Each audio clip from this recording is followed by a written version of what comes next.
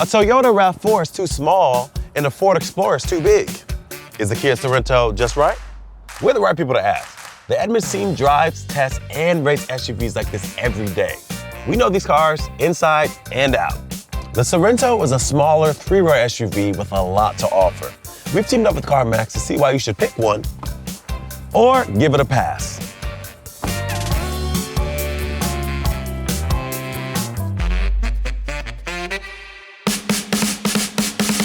This is a 2023 Kia Sorento, part of the fourth generation of this three-row SUV. It came out back in 2021, filling the gap between the smaller Kia Sportage and the much bigger Kia Telluride. Kia changed up the look for 2024, but we're gonna focus on the 2021 to 2023 model years. Speaking of looks, can we take a second to appreciate that Kia made a stylish family SUV that isn't boring to look at? The Sorento can seat up to 7 passengers, but it's smaller than most other SUVs with this many seats. You can find Sorentos with all-wheel drive and a strong turbocharged engine, like the one I have here today. You can also get fuel-sipping hybrid and plug-in hybrid versions. Most of what we'll talk about today applies to any version of the Sorento. The Sorento competes with well-known family haulers, like the Toyota Highlander and Ford Explorer. But this Kia is smaller than either of those, and I'm gonna explain how that works for and against the Sorento in a minute. The Sorento's price is also smaller than its competitors. We checked prices over the past 6 months, and on average, a 2023 Sorento costs a couple thousand less than the same year Explorer, and around $8,000 less than a Toyota Highlander. But a family hauler isn't doing you much good if it's always in the shop or if it gets lousy crash test scores. So, how's the Sorento fare?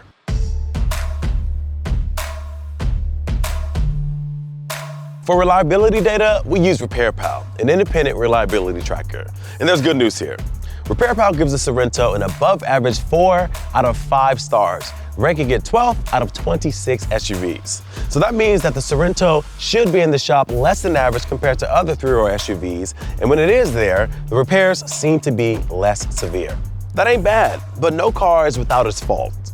In our owner comment section, some people did complain about transmission issues, so keep that in mind. So reliability is pretty good, but what about crash test? According to NHTSA, the Sorento gets 4 out of 5 stars for overall crash test performance, which is pretty typical for SUVs. The IIHS gives all of the Sorentos we're talking about a top safety pick, but only on models with projector-style LED headlights like this one. That means the Sorento did well in all the tests, but the standard headlights just don't provide as much visibility on dark roads. We actually had a 2021 Kia Sorento as part of the Edmunds one-year road test fleet when it came out a few years ago. So we really know what it's like to live with one. And one of the things that we really loved about this car is the interior. I have so much room up here and the seats are super comfy.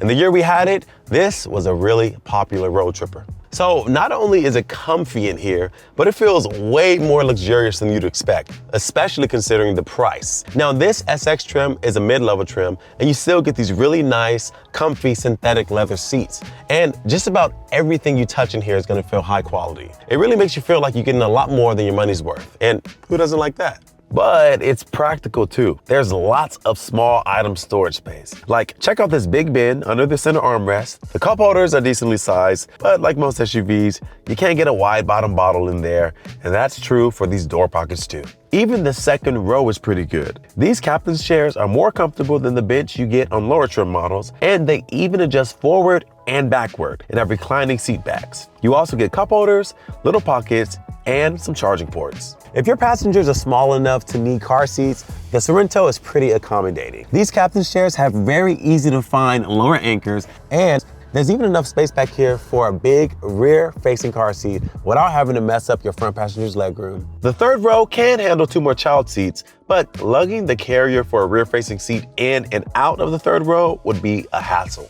It's much better for boosters for older kids. But just note that the 2 sets of lower anchors are a little hard to reach. And with boosters back there, you won't be able to fold down the seat backs very easily. You'll see why that matters in a minute. And for those of us who are too big for car seats, you get the cup holder, bins, and even your own charge port. Now we did put a dose back here for short drives around town, and guess what? They survived. But I just personally would not want to sit back here for a long 4-hour drive. Besides the sharp looks inside and out, another reason why our long-term Sorento was such a popular road tripper is obvious as soon as you hit the road. I mean, this thing is nice to drive, and that is not something that we can say about all the SUVs that we've tested. We recommend Sorentos with a turbocharged engine like this one. Even if you don't care that it's one of the quicker SUVs we've tested, the extra power comes in handy when you're climbing hills, passing slower cars, or just getting up to speed on the highway, especially if you have a car full of people and stuff. Now, best of all, the turbo engine and the way less powerful base engine get the same fuel economy. Also, the turbo engine doesn't require premium gas, so hey, there's really no downside. The Sorento's also comfortable to a point. I already mentioned the seats, but the suspension does a good job of soaking up medium and big bumps. Even better, it's not so soft that it bounces around a bunch, which means less chance of you hearing, "My tummy hurts," from sensitive little ones. However, you'll feel small bumps from potholes or broken pavement more than in other SUVs. So it's not luxury car quiet, but it is quiet at highway speeds compared to other SUVs like this. Now, the engine does get loud when you floor the gas pedal, but other than that, wind and road noise stay outside where they belong. And listen, that is not just a nice to have, but it's really important to keeping the driver fresh on those long road trips. Remember when I said being smaller had its advantages? In town, the Sorento shines. So you can squeeze into tight parking spots where a bigger SUV just won't fit. We really like the tech in the Sorento, starting with the touchscreen. Almost every Sorento gets this nice big screen with wired Apple CarPlay and Android Auto smartphone mirroring. It's sharp, crisp, and responsive. Super easy to use. And don't worry about being a USB hog. There are plenty of charging outlets around the cabin. Now, the weird thing is that smartphone mirroring is actually wireless with a small screen on the base trim. But we think that the bigger screen is worth getting, and we'd also recommend plugging your phone in to charge anyway. We also really like that Kia has kept tons of physical controls for things like audio and climate. Now, a lot of competitors have moved to touch-sensitive controls for things like this, but it's so much easier to just be able to turn a knob to change the volume or tap this to change the temp. And look, it's not just easier. Physical controls means fewer distractions so you can keep your eyes on the road. Speaking of the road, the Sorento's driver assist systems are among the best that we've tested in SUVs like this. Now, Kia offers a bunch of them standard, but starting in 2023, if you have the turbo engine, you get all of them. And that includes adaptive cruise control, which actually sets a distance between you and the cars in front of you. And it can even bring your car to a complete stop in heavy traffic, which is perfect for those long commutes. So we like the Sorento, but what's the catch? Well, that size factor comes into play in terms of cargo. Flip the third row up, and yeah, there isn't much space back here.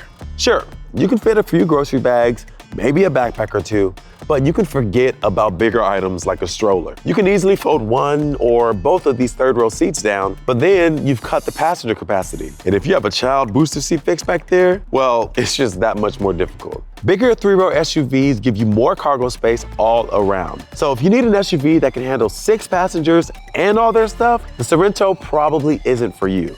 Check out our review of the Volkswagen Atlas if you're looking to maximize your space. Another issue from the smaller size is that third row access just isn't as easy as some of the larger competitors, and getting in and out could be a hassle for adults. Little ones can just slide between the 2 captain chairs, but adults will need to press on this quick release button on the second row seat to get in the back. And even then, there's just not a lot of room to get in and out. Hey, we like the Sorento, but what do you think? Is it small size and techie upscale interior enough to seal the deal? Or do you need a handy third row and plenty of cargo space at the same time? Let us know in the comments, and we'll see you next time.